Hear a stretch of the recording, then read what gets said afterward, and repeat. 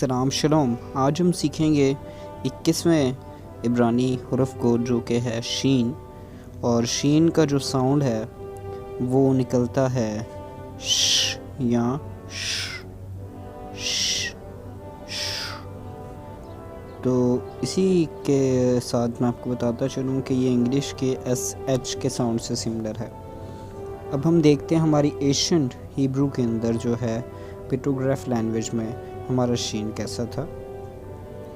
तो ये आपको ई लग रहा होगा टर्न हुआ हुआ, लेकिन ये ई नहीं है बल्कि ये फ्रंट टीथ कहलाए जाते हैं, यानी कि दांतों की तस्वीर है। और इसका जो मीनिंग निकलता है वो है सबसे पहले नंबर पे तो टीथ, फिर इसका मतलब निकलता है कंज्यूम करना, ईट, और लास्ट के अंदर जो है हम देखते हैं प्रेस और शार्प को।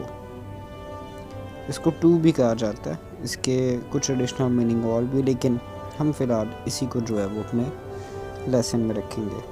इसकी एक न्यूमेरिक वैल्यू है जो कि है 300 और 300 की वैल्यू के साथ आगे बढ़ते हैं। पैलियो की लैंग्वेज के अंदर, पैलियो हिब्रू के अंदर शीन हमारा कुछ इस तरह का दिखता था।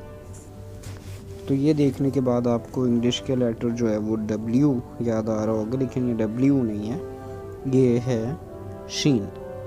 आज हमारे मॉडर्न हिब्रू के अंदर हम देखते हैं तो हमारा शीन कैसा दिखता है।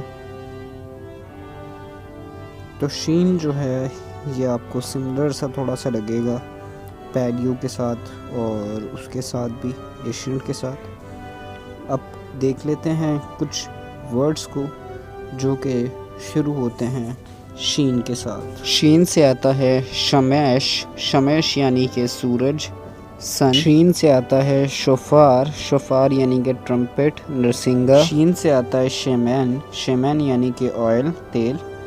इसी के साथ हमारा आज का हिब्रू लेसन नंबर 21 कंप्लीट होता है। और हमने देखा एशियंट हिब्रू में ये कैसा था, पैलियो में कैसा दिखता था, और आज की हमारी मॉडर्न हिब्रू में कैसा दिखता है।